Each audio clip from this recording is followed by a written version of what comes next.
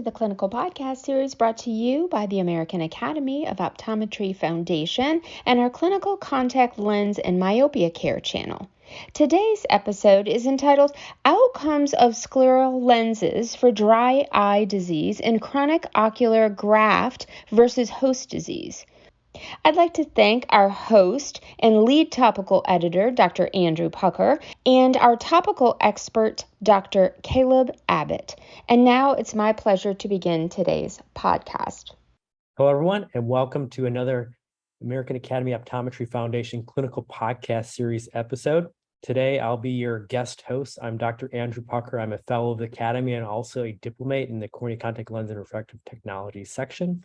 Today, I'm joined here with Kaleb Abbott. He is a fellow of the Academy. Kaleb, could you just tell us a little bit about yourself, please? Yes, I'm an optometrist and assistant professor of ophthalmology at the University of Colorado School of Medicine. I work in the dry eye clinic, so I'm primarily treating dry eye disease and other ocular surface diseases. And with that comes treating a lot of more rare conditions, like the topic of today, which is graft-versus-host disease. And then on top of being in clinic, I also do some dry eye research and participate in some clinical trials as well. So yeah, I think Kaleb is a perfect expert for this paper, which is titled Outcomes of Scleral Lenses for Dry Eye Disease and Chronic Ocular Graft-versus-Host Disease, a short communication. So this is, it's actually a full research study, but it's, you could call it maybe a mini study. So Kaleb, could you give us a little overview of it so the readers know what we're getting into, or so listeners?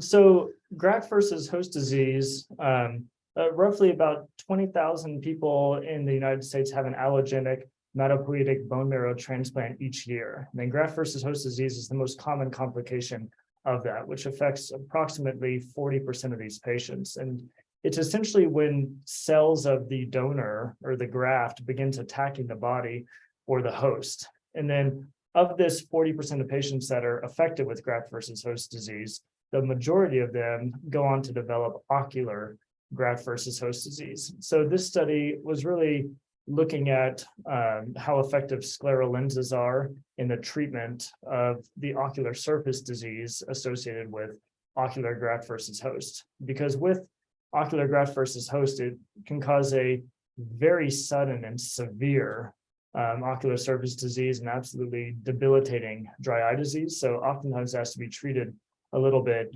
differently, just given the aggressive and severe nature of it. A lot of signs of ocular graft-versus-host, it'll be your typical keratoconjunctivitis and severe meibomian gland dysfunction, but you also get a lot of lacrimal gland atrophy, cicatricial scarring of the conjunctiva, trichiasis associated with that. You can get filamentary keratitis, pseudomembranes. It really can be pretty rapid and severe. Yeah, these patients are in a lot of pain. And I wanted to highlight this paper specifically because a lot of times we just think, scleral lenses are for keratoconus, pellucids, that sort of thing. But in this case, they're using scleral lenses for ocular protection and lubrication and extreme dry eye. Mm-hmm. So, like I said, this is a little bit of a different paper. Could you tell us, how this is different from past studies and how we can maybe use this clinically? Yeah, I think first of all, there's simply not a lot of research that's been done on ocular graft-versus-host for the simple reason that there's only roughly 8,000 graft-versus-host cases in the United States each year. And then only a subset of those actually have ocular graft-versus-host. I also think scleral lenses just oftentimes aren't utilized in the field of ophthalmology as much as they really probably should be in cases of ocular surface disease, as it's really, like you were saying, seen more for cases of, keratoconus or other, corneal degenerations or dystrophies. Yeah, I'm on the Scleral Lens Education Society's website, and I've had people search me out from different states to try to get scleral lenses for this sort of thing. Like these people are really motivated, and if you can fix them, and they're going to love you for life, right? Yes, absolutely. So I think there's some patient interviews in this, right? That's a little bit different. What were some of the key takeaways from the patients themselves that we can use in clinic? Yeah, with any sort of very aggressive dry eye disease or ocular surface disease, especially if there's some sort of underlying systemic condition, we know that we need to be a lot more aggressive in our treatment approach. And I think you see from these patient interviews that the typical dry eye treatments that a lot of us reach for, such as artificial tears and restasis and punctal plugs, just aren't enough to control these cases. So I think you see from the patient interviews that really the only treatments that have been, widely helpful for them have been autologous serum eye drops and scleral lenses. I forget the exact sample size, but basically everyone who was put in a scleral lens stuck with it, except for a person who got better and someone who just was beyond saving. So exactly. I think very rarely do you see people decide to discontinue scleral lens wear when you have a condition such as this. But I think a lot of optometrists will think, well, I may go my entire career and not see a graft versus host patient. And I think that that's fair. But this study also is applicable to many other severe ocular surface disease and dry eye disease, just because it's telling you that when you see some of these very severe cases, a lot of times it's not wise to take a very conservative and step ladder approach to these treatments.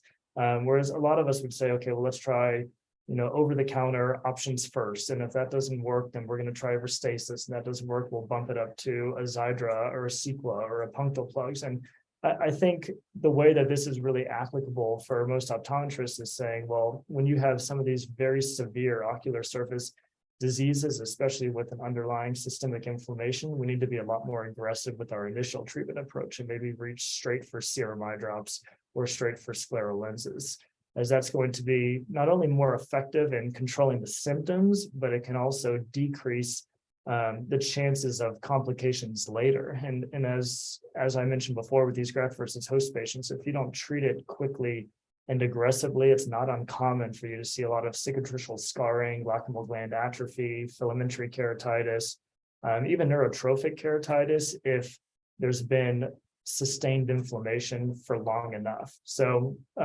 being aggressive is not only going to help with symptoms, but also make your life a whole lot easier down the road, because when you get behind the curve in some of these treatments, it's very difficult to catch up. I totally agree. I think with this kind of patient, you just skip the deuce to hierarchy of treatments and just go right for the scleral lens or some other super advanced treatment to make sure that they're happy. So exactly. With that, I'd like to thank Kaleb for being here with us today. I'd like to thank the listeners for tuning in, and I hope to see you again on a podcast series soon. Thank you. Thank you.